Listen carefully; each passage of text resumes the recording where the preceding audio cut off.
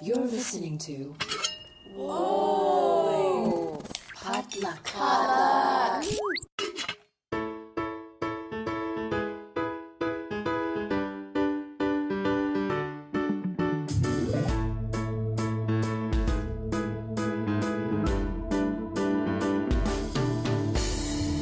And welcome to Books and Boba, a book club and podcast featuring books by Asian and Asian American authors. My name is Marvin Yue. And I'm Rira Yu. And we are so excited to bring you an author chat this episode with New York Times bestselling author Axie Oh, who joins us to talk about her latest novel, The Floating World, an epic romantic fantasy reimagining the Korean legend of celestial maidens, set in a world that's being pitched as Final Fantasy meets Shadow and Bone. As always, Books and Boba is supported in part by our listeners. So if you've been enjoying our podcast and want to become a bigger part of our book club, head on over to patreon.com/booksandboba and become an official Books and Boba member. Our Patreon supporters gain access to our members-only Discord server where you can chat with us and fellow members in real time. And for those of you joining us at the Honey Boba level, you also gain access to our monthly bonus podcast, Boba Chats, where on the latest episode, you can hear Rira recap her wild and surprisingly harrowing experience on her recent trip to Asia. Honey Boba members also have the opportunity to suggest books for our Patrons' Choice Book Club pick once every quarter. And so, yeah, shout out to all of our members who have joined us on Patreon so far, and we would definitely love to see more of you there. Yeah, Axie Oh is an author that we've wanted to have for a very long time on this show. So I'm really glad that we were able to get her. We talked about all the genres that she's dabbled in. We've talked about Korean myths and nerdy stuff like video games and anime. One of us.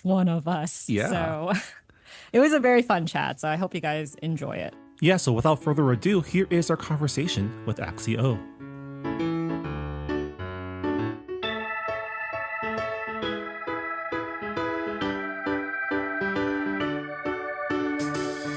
And we are here with Axie Oh, the New York Times bestselling author of The Girl Who Fell Beneath the Sea, XOXO, and ASAP, and the Rebel Soul series. And we are here to talk to her about her latest novel, The Floating World. Welcome to the show, Axie. I'm so happy to be here. Thanks for having me. I love your guys' podcast. Oh, thank you. I remember we met in person at like a book event. I think it was like Annabelle Bookstore. And I was like, hey, it's like, I would love to have you on our show. And I'm so glad that we were able to manifest this. Yeah. I know. I feel like Rebel Soul, we learned about that book when this podcast first started. It was like on one of our earliest book news episodes. And your name has appeared on our podcast, like book news, for like years now. So like, we should finally get Axie on the podcast. So we're excited to finally have this opportunity to chat with you because like your books all just look so cool. Yay, thank you for having me. So I feel obligated to ask you this question because you've written 2 novels about K-pop. What is your ultimate K-pop group? Ooh, Which group do you stan? Well, group or like person, because my ultimate person is IU of all time. Yeah, I went to see 100%. her. Yeah. Legend. Legend. I went to see her in August. I said, I had told someone that if I'm going to spend money to see anyone, it's going to be IU. But obviously... Yeah, I went to go see her LA show. Yes. Yeah, and I was just like, she never comes here, so I'm going to spend all the money to go see her. I think we were probably at that same show. Probably. It was like, yeah. But my favorite group, it changes. Right now, it's probably TXT and aespa. Oh, nice. Yeah. Obviously, I'm a huge BTS fan. Obviously, I really love NCT. But right now, and Twice. I love Twice. I'm just going to name all the groups. But I think those are solid picks. Those are solid picks, yeah. What about you? For me, I mean, like my alt is BTS. It will always be BTS. However, I like TXT is obviously like a big part of like my fandom culture. And also Enhypen So Yes. I call TXT my tall babies, and Yeah. I call and hyphen my baby vampires. Oh my gosh, So, yes. yeah, because I'm old now, and like Yeah. their fans are so young. Yeah. So Yeah, like they're just our children now. it's Many so children. weird when I go to concerts because everybody is like Gen Gen Z, dressed Z. really Yeah. stylish, and Uh-huh. they're like in high school or college. I'm like, wow, Yeah. I'm like an Ajima stan. Like I'm Yeah, one of those like yeah. Ajimas who like yeah. follow their idol like as if like they have nothing else to do in life. But I'm like, I mean, this is Yes. the life that We I support chose. them. So Yeah. I embrace that. We embrace that. We're the Ajuma. This is our Ajuma era. I mean, I love it. I absolutely love it. Yeah, I have nothing to contribute to this conversation as someone who's my wife was really into, I think, like HOT, SES, Yes, that She's so G. generation. Yeah. Finkel, yes. And yeah, that was a big part of we were there. We put a lot of those songs on our wedding reception Yeah, playlist. you put like SES on. And, Oh my like, gosh, dreams come Finkel. true. Oh my Yeah. I was like, I haven't heard the Yes. song in Classic. so long. So The I think nostalgia. I think we're part of age group where like we're locked in to our oldies now, and so like the new stuff just doesn't interest us. We can just listen to what we want. So why would we want to Yeah. experiment? I mean, you're missing out. There's Yeah. some great music out there. Yeah. But yeah, let's move on to writing. So Axie, you are one of the few who actually studied creative writing in Yes. college, Uh-huh. and UCSD. because like a lot of people, I went there too. Yeah, so I'm UCSD, really- your I was alma excited to mater. see. Oh yes. UCSD. I feel like a lot of authors, they study something else, and then after they get like their first adult job, they kind of find their way back into writing. So I'm just curious to hear, like, when did you start writing, and like, were you always I guess like Marvin always asks this question, but I'll ask it, like, were your parents supportive of your choice to go into the creative field? Yeah, I mean, I was lucky. My mother's side of the family, they're actually architects. So they really respect art. So my grandfather, he's very famous in Korea. His name is Kim Chung-up. He's a very famous architect. He designed the 1988 Olympic Gate, as well as as well as the Samil building and like other like the French embassy. So like arts were very something like my mom studied creative design in interior design in college. So like when I wanted to be a writer, it was actually my mom was very like, yeah, sure, very supportive. But yeah, I started writing when I was in college. But the reason I went into creative writing was because in high school, I wrote my college essay that got me into UCSD. But I wrote my college essay and I showed it to my English literature professor at the time, or my teacher at the time, and he read it and he started crying. And then he like ran across the hallway to the math teacher. I showed it to him and he started crying.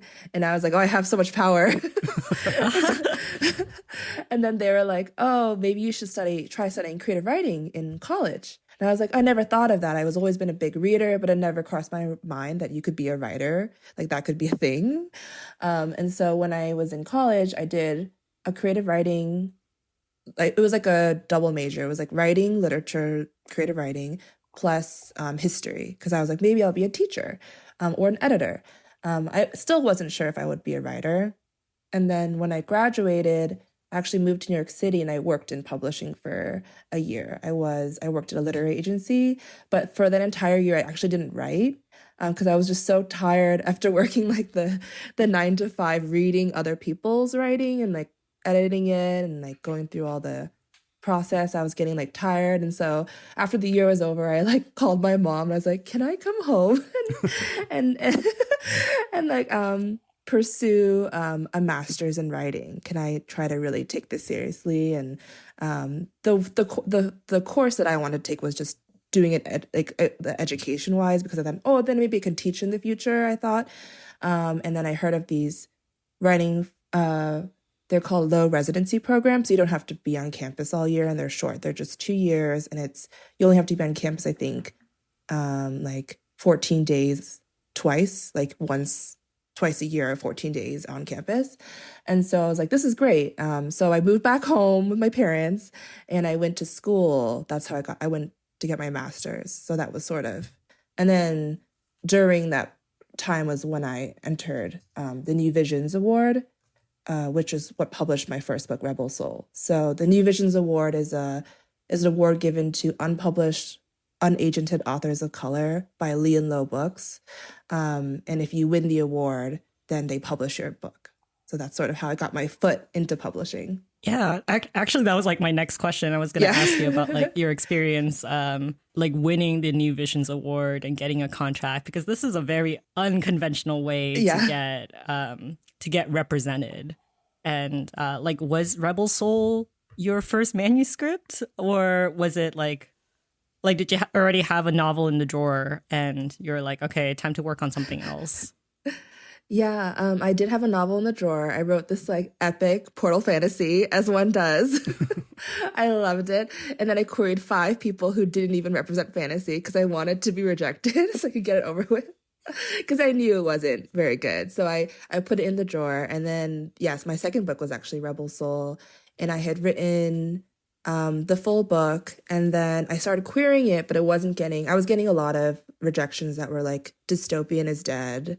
We don't want like sci-fi. And I was kind of like, oh, I didn't know you had so many Korean dystopians that it's dead now. That's what I was thinking. And then the New Visions Award, I came upon it at a conference at ALA, American Libraries Association conference that came to my hometown, Vegas. And I just went in and someone gave me a flyer for it. I had never heard of it before.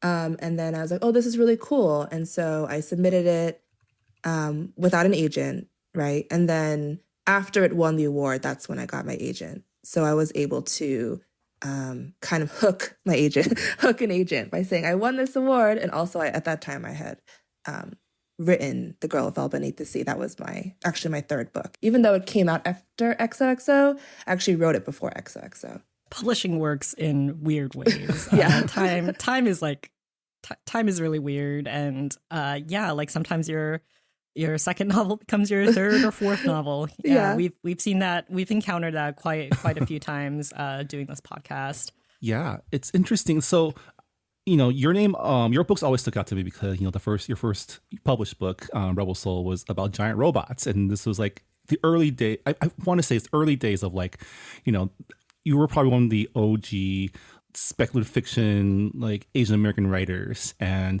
it was just like, oh, someone's writing about giant robots. Like it's English first, like book. That's really cool. I wanted to ask, like, what inspired you to get into writing, fantasy, science fiction stories? I mean, from early childhood, I just really love, obviously, fantasy. I really love sci-fi. I'm a huge anime. Marvin, you can see in my background, which the podcast can't see. It's all like toys. But I just always loved like storytelling from Asia. Not necessarily books because we didn't really have that growing up. But we had K-dramas. We had Toonami. Yeah. Yeah. But then with and then with books, obviously I loved his Dark Materials. Obviously, I loved a lot of the retellings growing up. Like I read a lot of Robin McKinley. I read a lot of Gail Carson Levine. These are like fantasy authors, or they're YA. I guess I don't know when YA really picked up the term, but these were like children's book fantasy authors. Diana Wynne Jones. But then when I was in college, actually, I went to a book signing at Mysterious Galaxy because UCSD, right? So I went to Mysterious Galaxy and it was a panel of a bunch of authors, but one of the authors was Cindy Pon, a Taiwanese American author. And I believe she's promoting Silver Phoenix at the time. But then I saw her again and she's promoting her short story in Diverse Energies, which was published by 2 books. But in Diverse Energies, there's a short story called Want, which was like a sci-fi dystopia set in Taiwan. And I was like, this is amazing. I was like, I read that story. I think it's in that short story collection. Anyway, if it's not, sorry. But it's Want. the short story, and then she later rewrote, expanded into a novel. Yeah, into the full novel. And anyway, just like seeing her, it like I was like, I didn't even know that this is so cool. It's like an anime in a story form, and that sort of inspired me to write Rebel Soul. So like it was interesting because the year Rebel Soul came out, Want came out, the full novel, Cindy Pond's full novel, and also Marie Lu's Warcross came out. Yeah. And so that was really cool to be like, oh, there are 3 sci-fi, yeah, Asian sci-fi books, like one set in Japan, one set in Taiwan, one set in Korea. And I was like, this is so cool. And Cindy kind of became like a mentor to me too, which was really cool. But yeah, that was sort of like seeing Cindy at the bookstore, like seeing for the first time an Asian author in person, sort of was very inspiring to me because I was like, oh, Asian people can write books and like they can be cool, you know, they don't have to be about the immigrant experience, which is fine. I love immigrant experience stories, but I also just want to like, you know, fight in giant robots too. Like I want both. Yeah. Yeah, Cindy Pon is like really OG. Like, yeah. I feel like she is like the first Asian American author that a lot of people encounter when they, you know, first dive into that subset of like authors and literature. Yeah. I mean, you know, we've read quite a few science fiction fantasy books on this podcast, and it's always interesting because we've read, you know, some like Chinese science fiction, some Japanese science fiction. It's always cool to see what, you know, speculative fiction looks like in other cultures, and specifically like for me, it's always cool to see one from like Asian American perspective, which is something that you and, you know, Marie and Cindy all do. So I've always been curious. I wanted to ask, like, you know, personally for you, like what makes for you an Asian American science fiction fantasy, like speculative fiction story? Like what are the themes that are important to you, or like, yeah, what makes it? Yeah, it's interesting because all the stories I've written so far kind of take place in a second world. Well, besides Rebel Soul, which just takes place in like a futuristic, I guess, AU, South Korea, because it's, you know, giant robots. It's like a totalitarian state, dystopia. And then The Girl Fell Beneath the Sea is like a second world fantasy. It's kind of based off of like a historical Korea. And then The Floating World is like straight second world fantasy. It's very... I was inspired by Korean culture, but it's very, you know, it's supposed to be just very different. Like it's not attached to any actual history or actual, I guess, the geography. We'll get into that. But for like, I guess the Korean American part of it is just my modern lens, like growing up as a Korean American. So like a lot of the stories that I'm retelling or that I'm talking about, you know, some of them came about during times of Confucianism, like the Tale of Shincheong, which is the story retelling The Girl Fell Beneath the Sea. And obviously, from a modern lens, I take out some of the things that I don't, or I explore and challenge some of the things that I think, you know, a feminist viewpoint would challenge.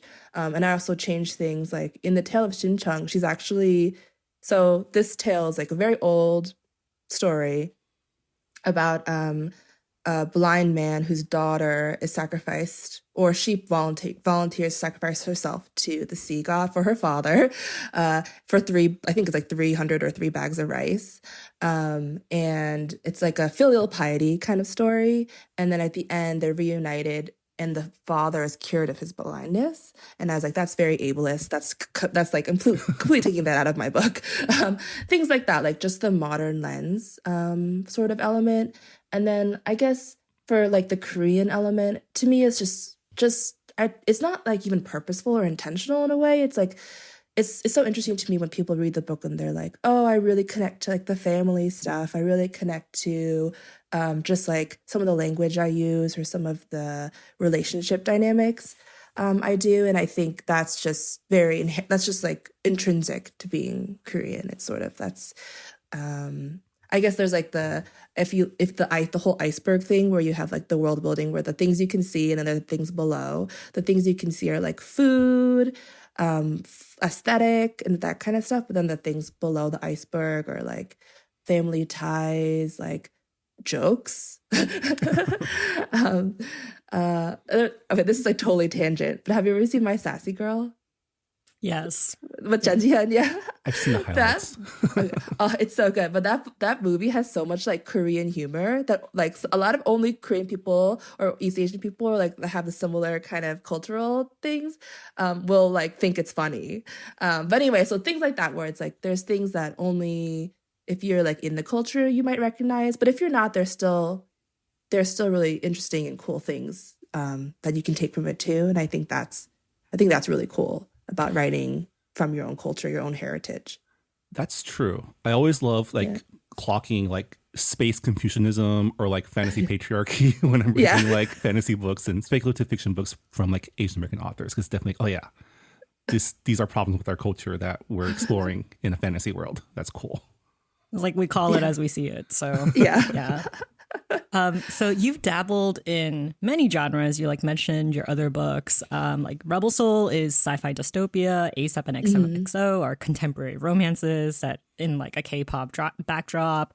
And The Girl Who Fell Beneath the Sea, secondary fantasy based on Korean mythology. So does your writing process change with each genre? And do you have like a natural affinity with a specific genre?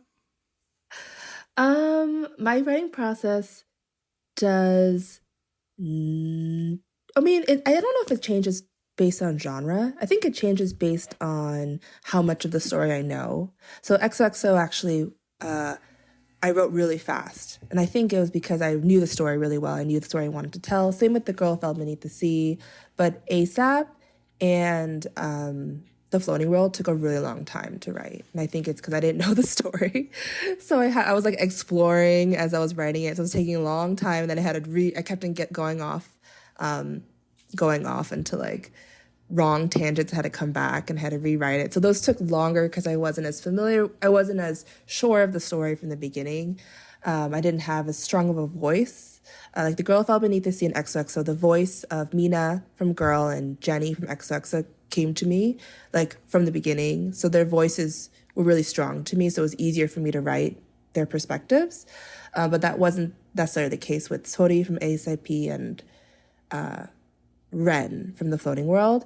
And so, yeah, I mean, I think it's interesting because actually XOXO and ASAP took more research than the fantasy books.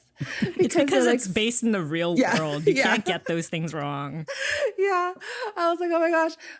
So it's just funny because like the floating, you would think there would be like way more floating like research and world building going into the floating world and The Girl from Beneath the Sea, and there is like especially world building, but research wise, it was so hard for XOXO and ASAP. Actually, I did so much research on cello playing for XOXO. Because K-pop, it was sort of like, I didn't actually want to do too much research because I didn't want to be like, I feel like I didn't want it to be too, I don't even know the word, but fanfiction-y, or I didn't want to pull the reader out, like I'm trying to teach them something about K-pop. So I tried actually not to do any research for that, and I was sort of just relied on, being a fan since those HOT and Finkel era, you know what I mean? Just being a fan my whole life, I kind of just, that was sort of the quote-unquote research I pulled from. And then all the other research was like, how long it takes to get from, Seoul Station to this area, how like to play the cello. Because I don't play the cello. I played the harp. So I have been in an orchestra and I have performed, but I've never played the cello, which I chose that instrument because the harp is too large. So she can't walk around with that. She needs a different instrument. What we're learning here is Axie is just a very holistic writer. She engages like the processing. She has like different modes of processing for real world books and also fantasy books, because like for me, I feel like the processing power needed to create a whole new world from scratch it seems like a lot, but I can also see how like trying to get right in real world, making sure it's authentic is also like there's pressure there as well. I'm trying to remember who it was, but it was someone we had on the podcast, and like they wrote their book during COVID, and the book is set in Tokyo, and they were just like, I couldn't go, so I had to rely on like Google Maps. And I'm like, yeah, that sounds about right when it comes to writing books set in like actual real places, or like you have to make sure those places exist, and or else people are going to point it out and be like, this is wrong. Like, you didn't do your research. So yeah, different priorities when it comes to fantasy versus contemporary. I wanted to move into your latest book, The Floating World. Congratulations on reaching the New York Times bestsellers list. That's like so awesome. I think you also you reached like the indie like bestsellers list as well. So congratulations. What was your reaction when you heard? Like, what were you doing? So happy.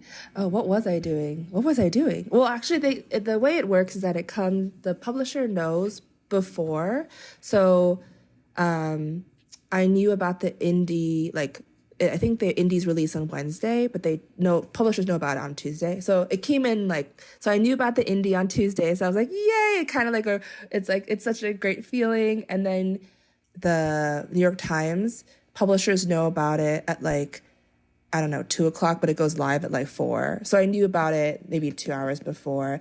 And I think, and my friend who works in publishing, she texted me a screenshot of her screen that had it before my publisher even could tell me, my editor could even tell me. So I saw it. My friend is the one who texted me. She texted me like 9 minutes before, and I was like, ah! And she was like, look. So she texted me, and then I got like the emails from my team, and that was really exciting. And yeah, it was just like, it was very exciting. I went to Ikarbi celebration. Yeah. So for our listeners who might not be familiar with your newest book, can you give us like a brief elevator pitch for what The Floating World is all about? Yeah, The Floating World is about a sword for hire and a acrobat who go on this like world's altering adventure. But basically, I guess it's not the elevator pitch because it'd be a little longer. But basically, my main it could be a long elevator ride. It's your pitch, so we're stuck in here with you. My main character, Ren, she's a troupe performer, and she's traveling with her troupe, village to village, and one of the villages is attacked by a demon, and she releases this silver light that destroys the demon, but it also fills the sky.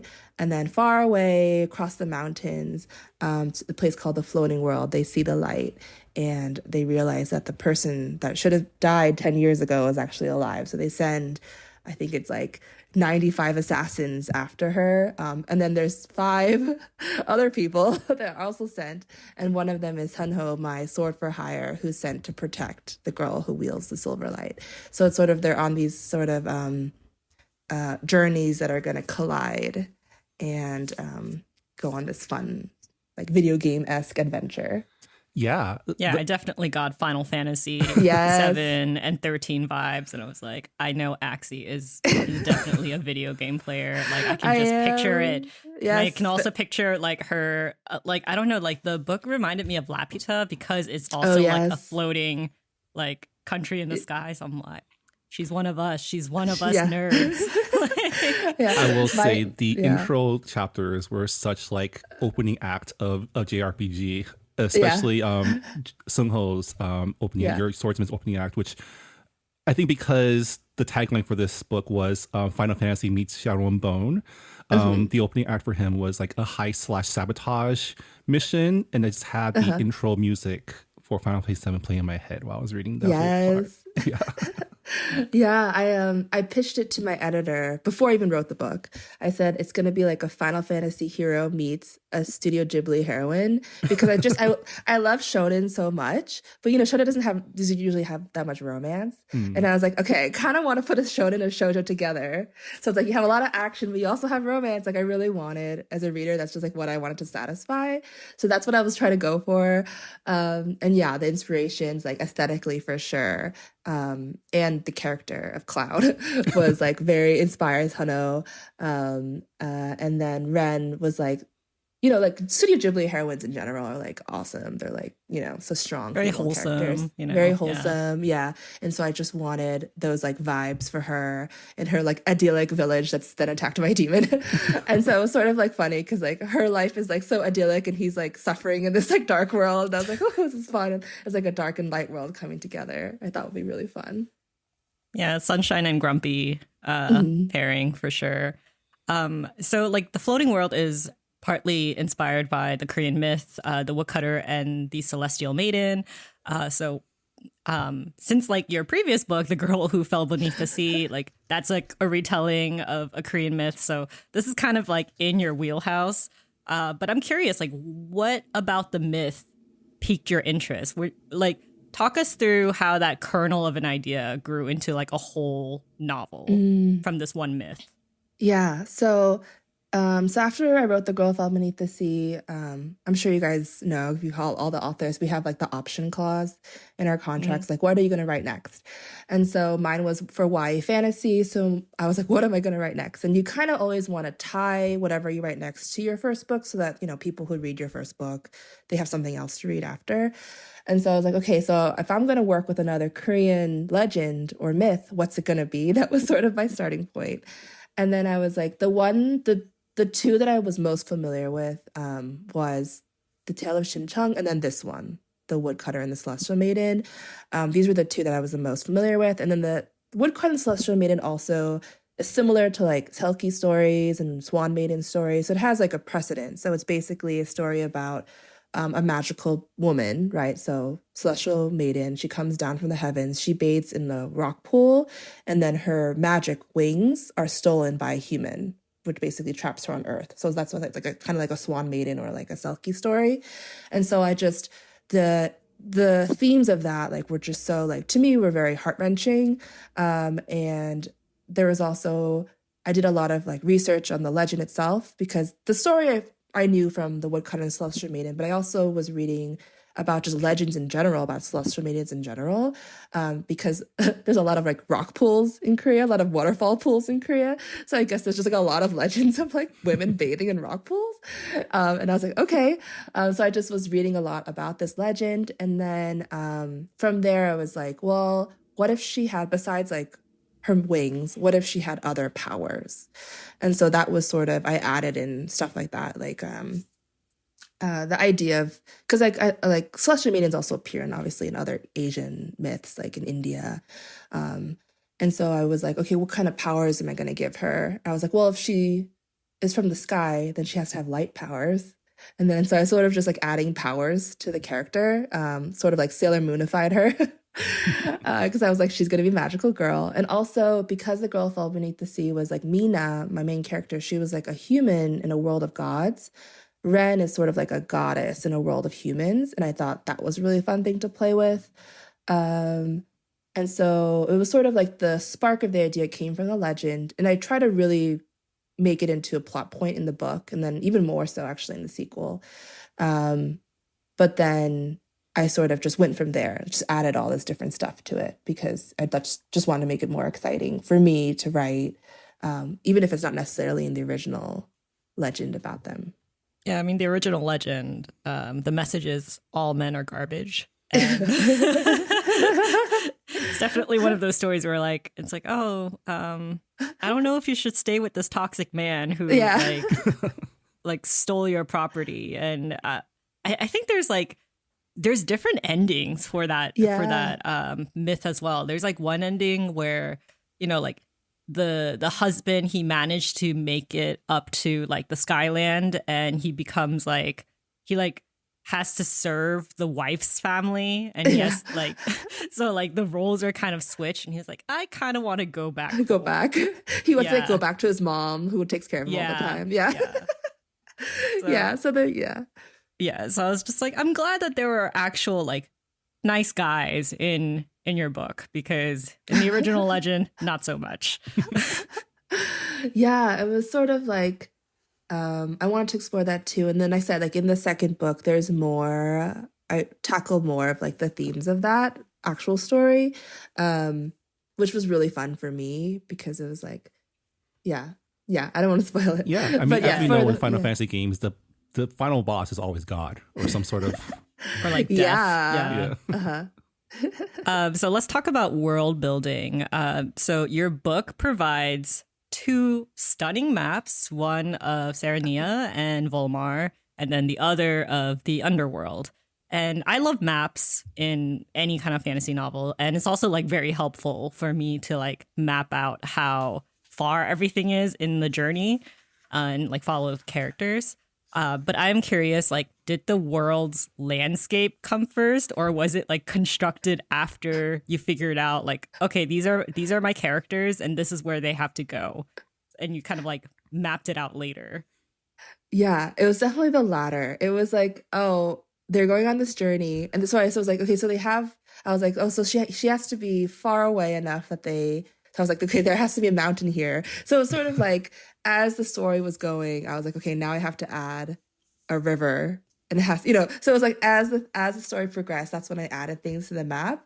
And then when I was told that there was going to be a map, so I actually drew a very crude, very bad map. And then I was told that there was going to be a map, and I was like, oh no, now I have to draw it nicely and really think about it and have to think about like directions. And oh my gosh, it was so hard. I drew the map. What I did is I printed out a blank map of South Korea. I just like, printed out a blank recognized map. like the peninsula part, and Yeah. I was like, okay, yeah, in the mountains. I was like, Yeah. okay, this is alternate universe Korea. Got it. Yes. I printed out a map of like South Korea, and then I just redrew it. That's basically what I did for my map, because I was like, I just don't know. Otherwise, it's just like a blob in my mind. And so I gave it some form that way. And then, yeah. And then with the underworld, I printed out a map of like, I Googled like a circle cut into 9. And I just printed that out. And then I just like wrote on it. And then, yeah, but it was interesting because every time after that was all done, and this actually happened after we had done copy edits. And so we're going into past pages, and then the map was finished. And then I was like, oh no, now I have to check every single direction. Every time anyone mentions a direction in the book, I have to check it. Because I was like, well, now there's a map. So I can't get anything wrong because you can check it. Yeah, you've introduced script supervising into your Yeah. fantasy story. Yeah. So it was like a challenge, but it was fun, and actually also like forced me to choose things. I was like, okay, the base has to be here now. Like I have to choose where the base goes now, things like that.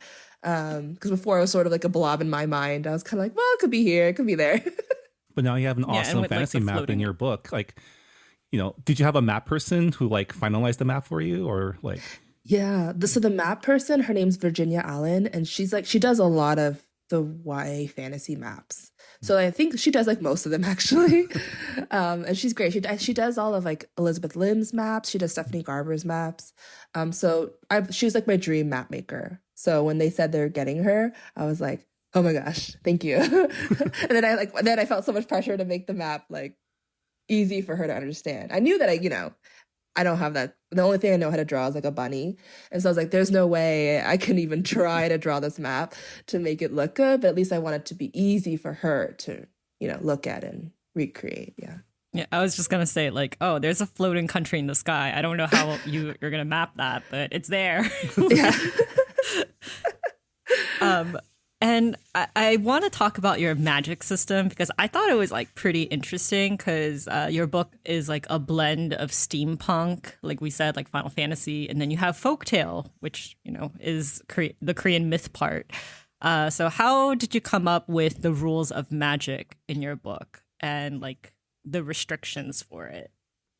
Yeah. So I stuck with basically those two things. So there were only two magic, quote unquote, there are two magic systems in the book. One magic system is just celestial maidens. So only celestial maidens have powers. Everyone else is technically human, or everyone else is human. And so my main character, she's from like a matrilineal line, she's descendant from the original celestial maiden. So like all of the maidens, only their daughters have powers. And then, there's some plot points in the book, but anyway, that's like the idea. And then the other magic system that I was working with was the floating world. So the floating world floats in the sky, but underneath the floating world is like mines. And in the mines is a ore. And I called it mithril, which is basically very JRPG like nod, because mithril weapons appear in like most JRPG games. And it's a ore that for me in the book has magical properties. And so the magical properties is why the floating world floats, right? And then if you take the ore and do things with it, that can also equal like magical things, like in a sci-fi way. Like you could liquefy it in its gaseous form, it like is very toxic. And then when you can liquefy it, inject it into people, what does that do? That sort of thing. So all the magic is tied with the ore. So there won't be any other magic besides what the mithril can do, and then the celestial medium. So that was sort of like the two rules, and I tried to stick with them. So like even the airships and the aircraft in the book, the reason they fly is because they have mithril cores. So they have like a stone inside them that like lets them levitate. Yeah, that's sort of the magic system I was trying to go with. So your book juggles, multiple POVs in third person view. You have Ren, you have Sono, you have Chael, and like I'm always really amazed when authors have multiple POVs because I'm like, how do you keep track of the story and how do you, maintain their voice? So how did you go about capturing each of your characters' voices in this POV? And also, like, did you write linearly in chronological order, or did you like stick to one character's POV for like long stretches of time? Yeah, I definitely wrote it in linear order. I'll write all my books that way, chronologically, because I can't, if I don't, I feel like I lose track of the thread of the plot. Like I kind of like basically like carrying this thread throughout the book is basically I'm trying to like lead it through the book. And if I write out of order, that to me is harder. But Sano is actually, of the characters, he was the easiest in terms of voice for me to write. His voice came to me very strongly from the beginning. And then Chael actually also, he was really fun to write because his voice also came to me very strongly. It was like a kind of sarcastic, kind of morally gray character, which are always really fun to write. But then Ren was really hard to write. Actually, I started her and I rewrote her chapters, the beginning chapters, at least like 5-6 times, and the entire book in first person point of view the first time. So, oh my gosh, wow. Yeah. So in the first time I ever wrote the book, it was her. All her chapters were first person, and then Sano was third, Jael was third, and then I rewrote the book in third person, her perspective. After I reached the end, because then I knew her. It took me an entire book to like know who she was, what her whole purpose was, like what she wanted, her whole driving, her character arc. And once I learned that and I knew her voice, then I could go back and write her from the beginning in third person. So it took a long time. That's what I was saying. Like, that's why it took longer. The Floating World took longer because she was so hard. Red. She was my problem child for this book. But once I nailed down like her voice, I figured it out, then, it was much more easier to like switch back and forth. So when I revise, I don't necessarily have to revise linearly. I can revise out of order because at that point I know the story and I know the voices and I know like I already tied it together. So now it's just about really perfecting each chapter, really getting everything out. And yeah, so that was sort of, I always knew it was going to be Ren and Sano. Jael, I did know he was going to be in the book in the beginning because I needed someone in the inside. Because my main character, like one of them has amnesia, so he doesn't know what's happening. The other one's like been trying to repress her past for 10 years, so she doesn't want to face the facts, and so I needed a character who's like, this is what's happening, this was actually happening. Yeah. That was sort of like why I added a third character. And obviously you needed someone with history, Ren Ren with as Ren. well, right? Yeah, I needed a character who could tie her to her past. Yeah. I'm always amazed because, epic fantasy stories, it's not just the main character you're following, but also like everyone around them. Like there's politics at work and like agendas of like a lot of different characters. And you have a pretty wide cast of characters with like different agendas, different things they want. How is your process in like keeping all those, like, as your main characters are progressing, so are all your other background characters also progressing? How do you keep that in order when you write? Yeah, I sort of like, so I have like the small, like a smaller cast per each character. So like Ren has her adoptive family, so I have that like smaller cast with her chapters until she meets Sano, and then Sano has his smaller cast with. He meets like the rebels, Yurhin Tag, who are like the fun side characters who like drop really fun one-liners. And then also like just like his neighbors, people he like comes in contact with. And then I have Jael, who's like who he's the son of the general who's the villain. So you see the villain in his chapter. I also wanted to introduce the villain early on, so you knew early on like who the villain for book one was early on, so that the reader wasn't like, who is this villain, like the whole time. Like you meet him early on in Jail's chapter. And then so sort of I just sort of wasn't trying too hard to think about like everyone at once. I was kind of thinking about each character and their like sort of small cast around them at the time, and then they would meet up, and then the cast, changes based on, like who you're meeting, what new characters are being introduced. It was, since it's such a book that's focused on the two main characters, Ren and Tano, was kind of like, in a way, it was kind of harder to be like, how do I create, and it's a journey book too, so they're meeting characters, and some characters they're just never going to see again. Like they meet this like fun boatman who takes them on their boat, and like, I love this guy, he had like a great beard, but I was like, they're never going to see this guy again. So there are things like that where I was like, well, I wanted to sort of bring in those side characters more. So that was a challenge for me to be like, how am I going to bring them in? Right, when like so sort of that was a fun challenge, and then I really play with them more in the sequel. But yeah, and even like Tag and Yurhi, in like one of the first versions of that book, Tag was like an old man. Oh my god. Yeah, he was like an old. Though he has a very like old man personality. Yeah, he was like an old man, and then I was like, no, Sano needs a friend, and so I aged him to be 17 so that they could be buddies. But yeah, in the couple of versions, he was just like an old dude, and then I was like, I don't have enough young people in this book. That was sort of like, like go on this journey with them. So I was like, hey, I have to age him down. So like that's why things like that, because it's a YA book, so you want your cast to be young. To be 17 again, and in a fantasy world, going on world-changing journeys. Yes, like back when you thought anything was possible. That's right. So all of your books have beautiful covers. I think you really hit the jackpot when it comes to covers. And I know a lot of authors don't have any say in how their covers turn out. So how involved were you in the making of the Floating World cover? Because it's pretty good. Yeah, it's like straight up graphic novel. Like the level of detail, I'm like, dang, like it looks so good. Yeah. So the whole process was so interesting because like originally they came to me and they're like, oh, just so you know, like they were being really apologetic. We're not going to get Curry Huang again for your cover because Curry did The Girl Who Fell Beneath the Sea.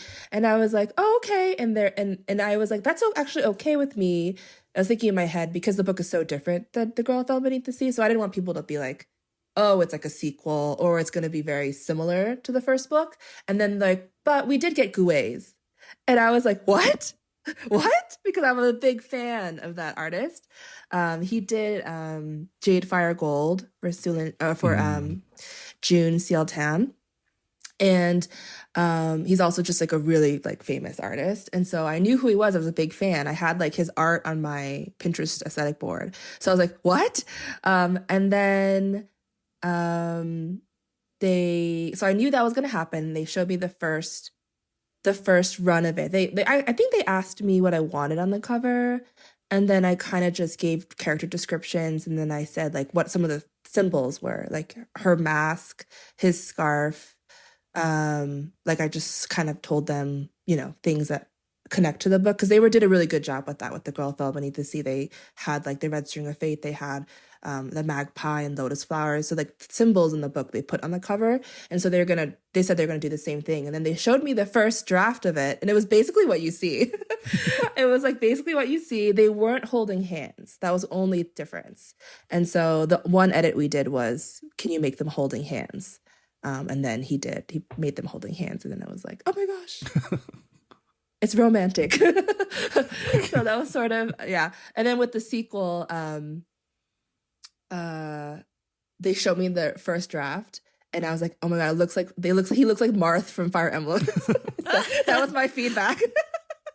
And then I was like, it was supposed to be a good thing. And then they like, edited a little bit to make it, there were some things in the first version of the cover that also kind of spoiled the first book intensely. So I was like, can we try to like make it less obvious, some spoilers? So that was sort of the edits that I gave back. But it was very, very like first draft. It was perfect. Yeah, I was so happy. Yeah, all my books, so happy with the covers. I love that. Like, you're like, okay, let's not spoil the story, but people need to know these two are an item. They need to know they're holding hands. Yeah, they need to hold hands. Yeah. Like they need to know that they're endgame. Like, Yes. I mean, we love that reassurance as readers. Like, okay, like are the characters gonna get together? Is there gonna be chemistry? So it's nice to know that like from the get go. Yeah, I was just saying, if you're in a bookstore and you walk past this book and don't stop and stare at this cover, you're dead inside. Like, I don't know what to tell you. Yeah. Yeah, definitely dead inside because yeah, I mean there's a lot of covers out there where it's just text. And I'm like, I'm so glad we've kind of like moved past that trend because I just love like really detailed covers. And yeah, like you mentioned your sequel, The Demon and the Light, and I can definitely see Marth from Fire Emblem in the cover. In the cover. I was so surprised because the book is coming out in October this year. That's so soon. It's Yes. So like what can we expect for like from our heroes in the sequel? Yeah, so that was it. I knew from the beginning that the books would actually be a 7th month release apart. That was sort of the marketing they did for Judy Lynn for a magic steeped in poison and her sequel. They were like also, I think it was either 6 months, 5 months apart. So that was sort of, it did really, it worked really well for her. So they really wanted that to be part of the sales marketing for this book. So I knew in 2021 that I was going to be 2 books. And so I didn't write them. I kind of, I wrote them knowing that. So that's why I was able to publish them so close together. It was always planned that way. It wasn't like I was like, I wrote them really fast. Did you write them all in one go, or was there a break in the middle? Like that's. Yeah, I mean, I did write them. Actually, this is interesting because I was writing ASAP actually at the same time as The Floating World, so that was hard. So I actually wrote, I think, half of each book, and then I was like, oh, this is too hard, and I had to push The Floating World so that I could finish ASAP on time. So we pushed The Floating World because I think it was supposed to come out originally like 2024.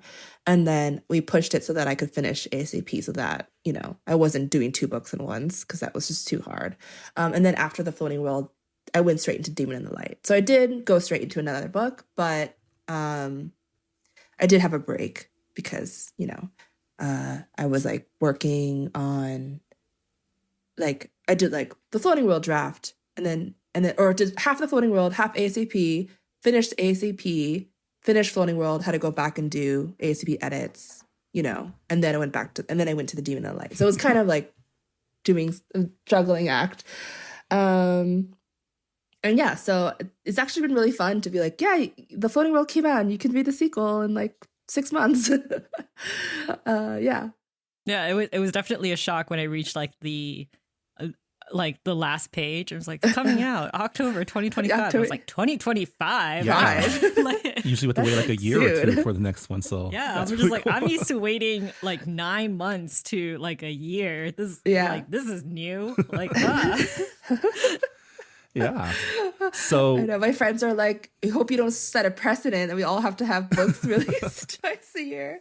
I was like, no. This is just like I knew about this since 2021. It's not like everyone has to write their books super fast now. Yeah. So needs to say, I assume second book's already done since like ARC's already out and everything. Yeah. So gotta ask, since like, you seem to like to keep yourself busy. Are you working on anything else right now? I'm actually, I am, but I'm not contracted for anything right now. So this is like the first time since 2019 when I sold XOXO that I haven't had a book contract, which is really exciting because now I can just do whatever I want. I'm like, I can write whatever I want. I still have a fantasy option, so I can write a fantasy, a YA fantasy, but I could also write sci-fi. I could write contemporary. So that's really exciting. So I'm kind of going to spend the summer figuring out what I want to write next. That's sort of my goal. Yeah. You should pick Oh, yeah, tell another me. genre. Yeah. Like really Just like do like a fourth expand genre. expand the pantheon of Axie O genres. I would love to see a Oh historical yeah, fiction. a historical. novel Oh my from gosh, you. that is such a challenge. Historical is probably the hardest, probably genre, right? Because of I all the believe in research you. involved. Okay, for you, Mira, I'll do it. Or like a murder mystery would Yeah. be fun too, maybe. Oh, that'd be fun. The murder mystery thriller. I K feel like drama's like murder a mystery really is long. harder because That's true because you have to like do a lot of like plot it setup and out. stuff. Yeah, that's true. Yeah, I've left like the harder genres for last. You studied Korean history though. I believe in you. You can do historical fiction. I mean, because I studied Korean history, I'm so intimidated by it because it's like, oh, I have to get everything right. You know, you mean? I don't know. Yeah. I don't know. I'm like such a big June-Her fan that I love her books. Yeah. Because I love historical fiction, and then yeah. Or just, historical fiction, but make it space. I think that would work too. Oh yeah. That's not historical fiction. Wait, That's yeah, just how does that sci-fi. work? How does that work? Yeah, if it's historical, unless it's like a retelling of history. Could be in a space. Star Wars thing, galaxy far, far away a long time ago. That's not historical fiction. It's sci-fi. I just want my space Chosun court Space drama. Chosun. All right. Okay, I'll have to do space Chosun court drama for you, Marvin, and then for you, Rira, I'll do historical fiction. Thank you for It'll be humoring us. dedicated to you guys. Yeah. Well, Axie, thank you so much for. We're glad we finally have you on the podcast. Yeah. Looking forward to whatever your next book becomes. Don't no pressure. If you want to just write like just a cozy story about someone like making coffee or something, that'd be fine too. But yeah, congratulations on the success of your novel, and we're so excited for the sequel coming up in a few months. I'm very excited to when that drops as well. Oh my gosh. Hey, thanks, you guys. It was so much fun being on this podcast. A dream of mine. Yay. Thanks. Life goal achieved. And that was our conversation with Axie O. Her latest novel, The Floating World, is available now at booksellers everywhere, including, as always, the Books and Boba bookshop. So if you're interested in picking up a copy of the book after listening to our conversation, head on over to our website, booksandboba.com, and check out our bookshop link. All purchases made on our online bookstore support not only us at Books and Boba, but also your local bookstore. So kind of a win-win situation. All right, before we call it an episode, Rira, can you remind us what book we are reading for our May 2025 book club pick? Yeah, so we are reading Blob, A Love Story by Maggie Sue, and it's a humorous, satirical novel about a young woman who tries to shape a sentient blob into her boyfriend. Yeah, it's a pretty simple premise, but the book is a lot of things, and especially it's a book about that Midwest Asian American crisis of identity. And so we're finishing our read on Discord if you are a Patreon supporter. So if you have any thoughts to share, make sure to jump on there, let us know. And if you finish the book and aren't a member of our Patreon, you can also let us know your thoughts by going to our Goodreads forums and giving us your feedback there. As always, we'd love to include your feedback in our discussion episodes whenever possible. But yeah, that'll do it for this episode of Books and Boba. As always, we are a proud member of the Potluck Podcast Collective, so check out our fellow Asian American hosted podcasts, especially during this Heritage Month, by going to the website podcastpotluck.com. Thank you so much for listening. Thank you to Axie O for joining us, and we'll see you all next time. Bye, everybody. Bye. Thanks for listening to Books and Boba. This podcast was hosted by Marvin Yue and Rira Yu and edited and produced by Marvin Yue. Follow the book club on Twitter and Instagram by going to @BooksandBoba and engage with us on Goodreads on our Goodreads group. You can also check out past episodes of the podcast by going to booksandboba.com and by subscribing to us on your favorite podcast app. Don't forget, you can support Books and Boba and Asian American authors by purchasing books at our bookshop.org account. Check out the link in our show notes and also at booksandboba.com. Books and Boba is a proud member of the Potluck Podcast Collective, a collective of Asian American hosted podcasts featuring unique voices and stories from the Asian diaspora. Learn more about the collective and check out our fellow Potluck shows by visiting the website podcastpotluck.com. Thanks for listening.